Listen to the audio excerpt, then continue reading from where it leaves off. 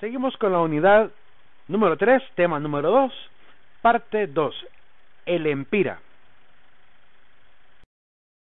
Aviso de crestomatía visuales. Algunas imágenes son extraídas del tráiler llamado El Señor de la Sierra de Producciones Balan Entertainment, quien tiene todos los derechos reservados. Son usadas con fines educativos.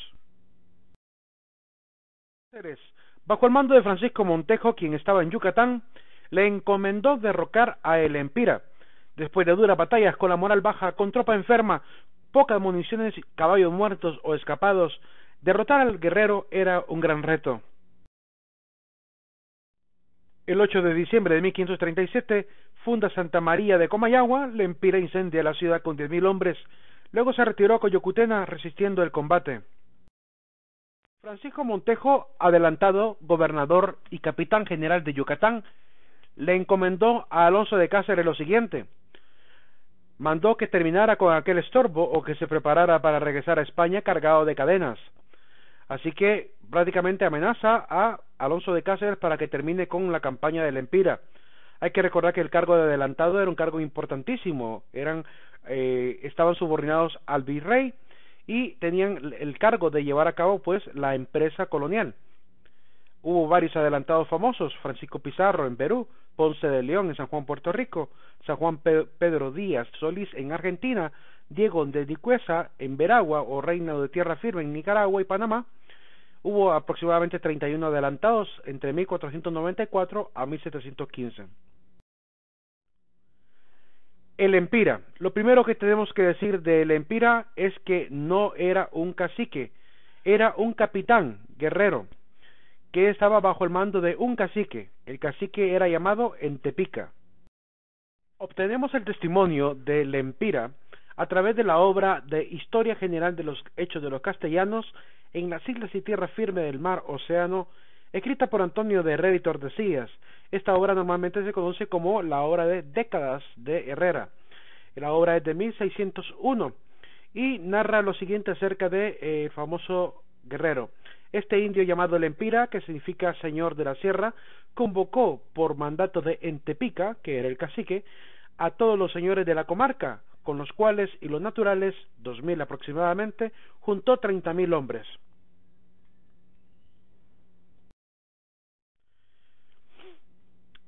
Dice Herrera y Tordesillas que el Empira era de mediana estatura, espaldudo y de gruesos miembros, bravo y valiente y de buena razón. Nunca tuvo más de 2 mujeres y murió de 38 a 40 años. También en la obra, Herrera narra que el Empira tuvo que convencer a sus soldados para poder lanzarse en campaña contra los españoles.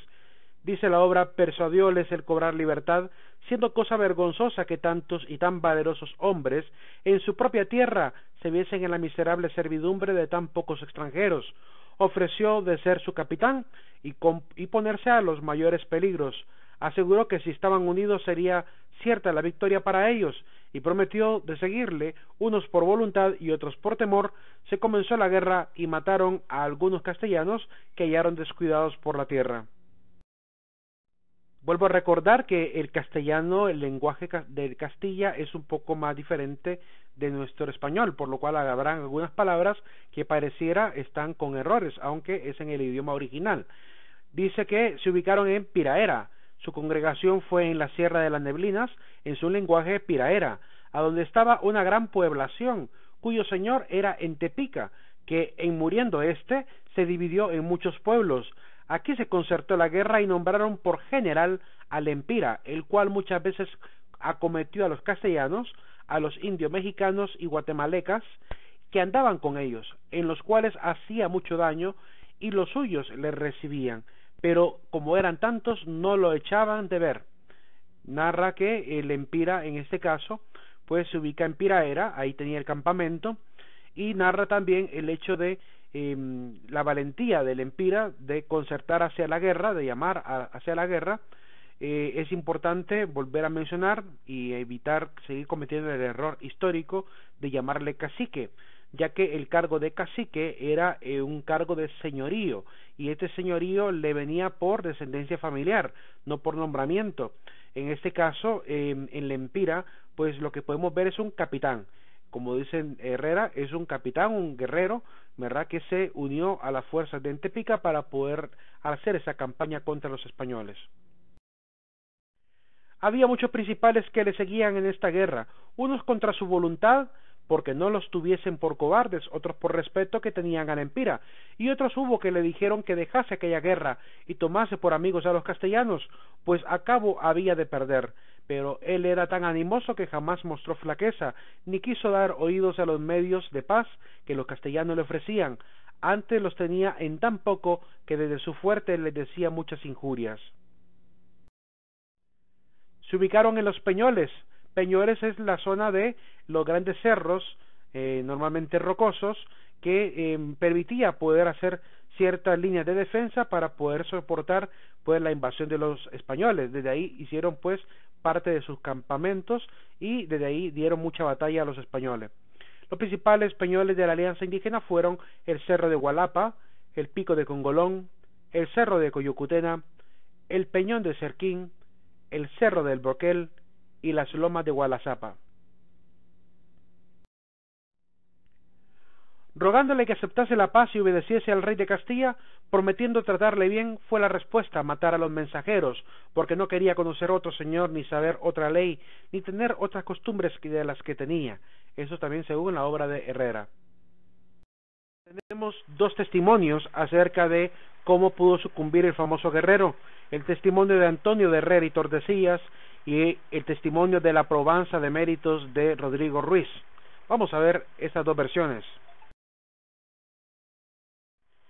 Visto su mucho atrevimiento y que no se hallaba modo para aprovecharse de él, el capitán Cáceres ordenó que un soldado se pusiese a caballo tan cerca que un arcabuz le pudiese alcanzar de puntería, y que éste le hablase amonestándole que admitiese la amistad que se le ofrecía, y que otro soldado, estando en las ancas con el arcabuz, le tirase.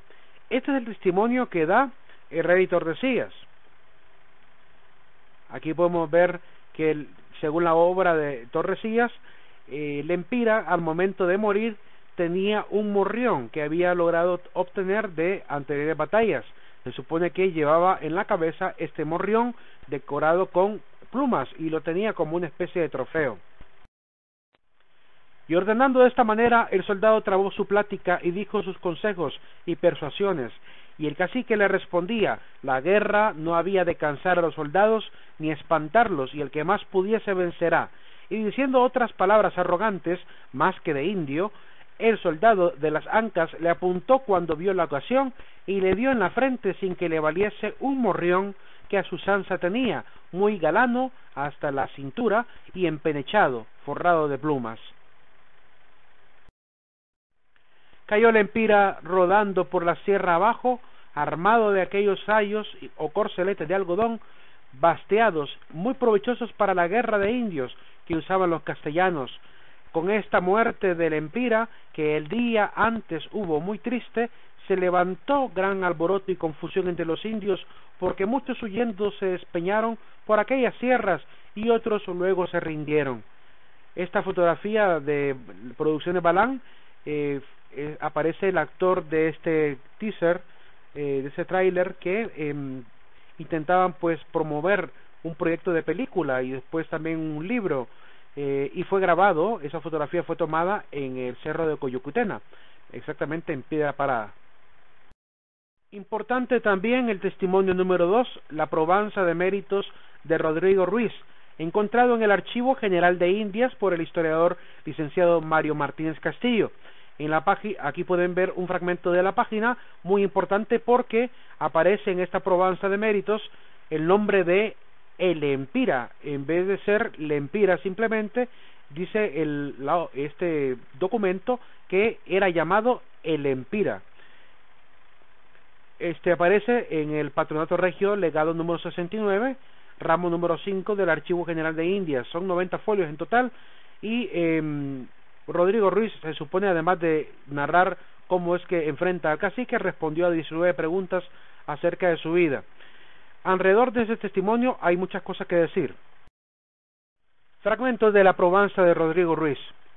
Yo, el dicho Rodrigo Ruiz, como celoso del servicio de su majestad, poniendo en gran peligro mi persona por evitar tanto mal como se esperaba, procuré entrar en el dicho escuadrón de los enemigos con mi espada y rodela, y fui a la parte y lugar donde estaba animando a su gente el dicho capitán llamado el Empira, el que traía vestida ahí las armas de los españoles que había muerto, y peleando con él le maté y córtele la cabeza, la cual por traerla al dicho general recibí muchas heridas, ansí en la cabeza como en el rostro, con todo lo cual la saqué en las manos y nunca la dejé, aunque venía peleando y herido de peligrosas heridas de las cuales llegué a punto de muerte, y la cabeza di al general en sus manos. Por matar yo, el dicho Rodrigo Ruiz, al dicho capitán llamado el Empira, hice en ello muy señalado servicio, porque él fue el que mató a los dichos Francisco de Mesa y Juan Gasparín, y lo otro porque como era el que traía a todos los pueblos de la dicha provincia alborotados y revueltos, y lo otro porque así como vieron que en la batalla que tuve con él llevara muerto y cortaba la cabeza, luego se retiraron a las dichas fuerzas, de a 4 días le ganamos las dichas fuerzas y Peñoles, sin peligro de ninguna persona, y salieron de ellas los que dentro estaban, y se fueron a sus pueblos, y se poblaron en ellos, y dieron la paz, y se pobló luego la ciudad, que ahora dicen gracias a Dios. Hay que recordar que gracias a Dios es el nombre original del departamento de Gracias, ¿verdad? Del municipio de Gracias en Lempira. Por lo cual, en el testimonio de Ruiz, dice haber enfrentado al Empira cuerpo a cuerpo, haberle cortado la cabeza, entregársela a su general, y vengar la muerte de los dos que menciona Francisco Mesa y Juan Gasparín. Ahora bien, el famoso sitio Honduras is Great, el 4 de agosto del 2016 escribieron la siguiente opinión en un blog sobre el Empira y la Provenza. Hay que recordar que Honduras is Great es una de las principales páginas promotoras del turismo y de la historia también hondureña. Dice, aunque el relato documental diere con la historia que hemos aprendido en escuela, no perdamos de vista la perspectiva del ganador. Le hubiera parecido atractiva y honorable la historia de los superiores de Ruiz al informar que fueron inútiles sus estrategias para vencerlo y que solo le quedó la opción de la traición. Claro que no. Lo más heroico, por supuesto, fue haber dicho que mató al líder indígena cuerpo a cuerpo como todo un guerrero, una conclusión que cualquiera con 5 sentidos puede llegar. Y de hecho esta opinión de Honduras is Great no solamente es una opinión del bloguero, también es opinión de historiadores. Por ejemplo, Longino Becerra, que es historiador hondureño, escritor del libro Evolución Histórica de Honduras, afirma en este libro lo siguiente: por su parte, el obispo Cristóbal de Pedraza, que sería el tercer testimonio, quien se destacara por su defensa de los indígenas, en una fecha tan fresca como lo es el 18 de mayo de 1539, recordemos que el Empira se supone muere en el 37, informa desde gracias a los reyes de España que al Empira fue necesario vencerlo con cierta industria, entre comillas, es decir, que no fue en combate frontal, como dice Rodrigo Ruiz, por lo cual, según la opinión de Longino Becerra y la opinión también de su servidor, es que la probanza de Rodrigo Ruiz solamente fue con el objetivo de cobrar el efectivo, es decir, cobrar el dinero que habían prometido en la corona. Este es el famoso cerro de Cerquín. Se supone que en el cerro de Cerquín se pueden encontrar todavía, ¿verdad?, aquellos muros de piedras que los indios armaron para poder hacer desde ahí su defensa. La gente que ha escalado ha tomado estas fotografías. Este es el cerro de Coyocutena, que se entiende es piedra parada. En el cerro de Piedra Parada, que es una roca muy parecida a la famosa piedra de Cayahuanca en Ocotepeque, el cerro de Piedra Parada, en este famoso cerro es donde se filmó un fragmento de lo que sería el breve teaser thriller que hicieron de El Empira para presentar un poquito la parte de la historia y el intento de hacer también una producción hondureña a través de Balán Entertainment. Y exactamente hasta ahí llega la gente a escalar, porque se supone que ese es el mejor punto para observar desde muchos lugares. Se supone que al lado derecho del personaje que vemos en la fotografía, pues también hay otro pequeño cúmulo donde pudo haber estado también parado algunos otros capitanes y combatientes. Este lugar también es importante en la historia del Empira, es el bosque de Calanterique, Se supone que una vez muerto el Empira, llevaron su cuerpo algunos indígenas y lo fueron a enterrar ahí.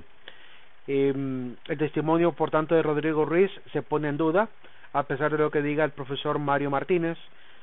Es importante también considerar la opinión de otros historiadores. Y parte de los testimonios también que hay que considerar son los siguientes. Alonso de Cáceres había triunfado, atacaron a los indios cuando los soldados regresaron al campamento y mataron a tantos que hasta les dolían las manos. Esa misma tarde se envió un correo a Yucatán. El Empira estaba muerto, Honduras era de los españoles. Al día siguiente del asesinato del Empira, un grupo de sus hombres más fieles regresó por el cadáver, lo prepararon según sus rituales fúnebres y lo sepultaron en secreto para que nunca su tumba fuera profanada.